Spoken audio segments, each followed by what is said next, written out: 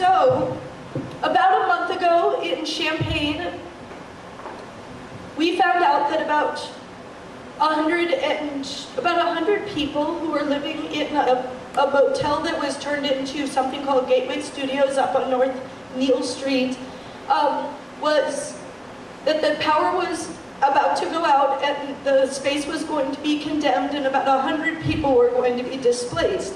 And so what we found out was that the situation was that folks had been paying their utilities with their rent, and the landlord had not been paying the utility portion to the utility company. This was an out-of-town landlord based in California, and they owed over $50,000 in utility payments. So they had been collecting utilities for a long time and had not been paying the utility bill.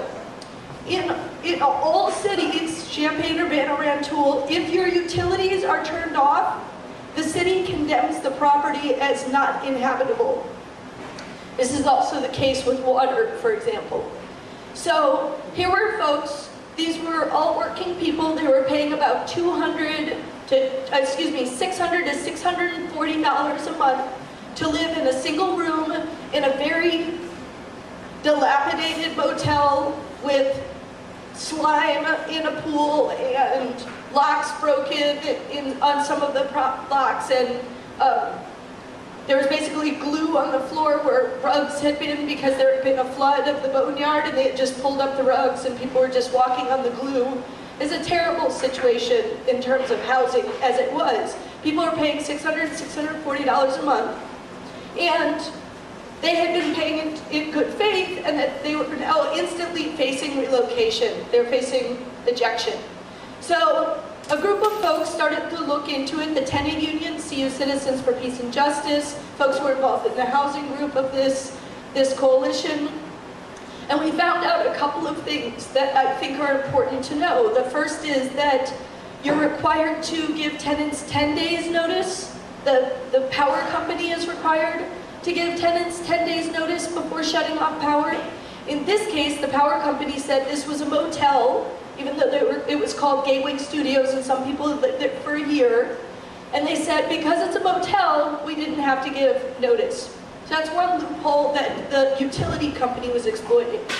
The second was that the landlord simply wasn't responsible for the tenants, and there was a breach of contract happening, and the only recourse was for the tenants to individually sue the landlord to receive some compensation. Most of the people we talked to were had no savings account. We went up there the day before the power went off. There were 12 children who were going to be homeless the next day. There were 12 adults, including 3 elderly women who were single, who were facing homelessness. And when we asked them, where is it that you're going to go? They said, I think I'll live in my car, and I'm not sure where I'm going to put my teenage girls. They're finishing high school. So this was a couple of weeks before high school, and bad timing for the teenage girls who were trying to finish. This was certainly a bad situation. What we found out is that days later, Autumn Glen, which is an apartment complex of 180 people in Rantoul, was facing a similar situation. Power had been paid by tenants. Landlord hadn't paid the power company, which, by the way, is owned by the city of Rantoul, up in Rantoul. It's a municipal utility. City was going to turn off power and condemn the building. So we said, there's a pattern here. This is a problem. So what shall we do about it? So we are engaging these 3 cities, Champaign, Urbana, and Rantoul, as well as our state representative, Naomi Jacobson, with policies that could be put in place that prevent this in the future. In addition, we did what we could for the Gateway residents. There were about $2,000 kicked to them for them to live for a couple of days in another motel. It was really an inadequate situation. We're still working with Neil Parthen, who teaches up in Rantoul with the Rantoul residents, some of whom are still quite displaced. The place has been shut down. And there's actually another apartment building up on North 45 that it looks like the same thing is about to happen. Yes, Cherry Orchard. So, here's a couple of things that we have proposed. We have proposed proposed a tenant relocation assistance ordinance passed by the 3 cities. That ordinance would essentially say, hey landlord, if you're responsible for doing something such that the building becomes condemned, then you need to pay for relocation. We are saying 3 months rent plus a deposit on a new place would be adequate for a relocation. And then of course tenants could sue for beyond that, but this is what. If a landlord did not pay that within 7 days, the city would front the money, they'd pay for relocation, and then they'd put a lien on the property, and they'd begin to fine the landlord per unit per day until the landlord paid back the money.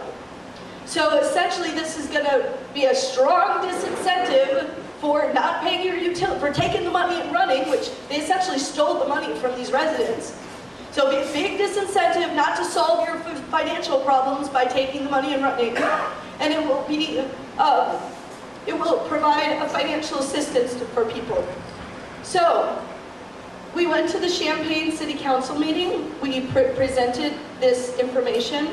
The City Council said, we'll think about it. We have been meeting with city staff who tend to decide things in Champaign, unlike Urbana, where the council has more of a say.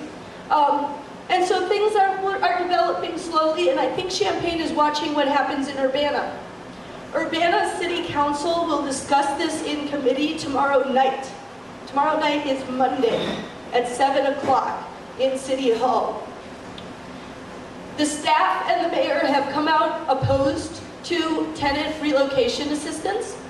They say that they think this will cost the city too much money, and they think that money will go to people who don't need it. Those are the 2 main arguments. They say this because landlords who are bankrupt could possibly elude payment through bankruptcy. That's true.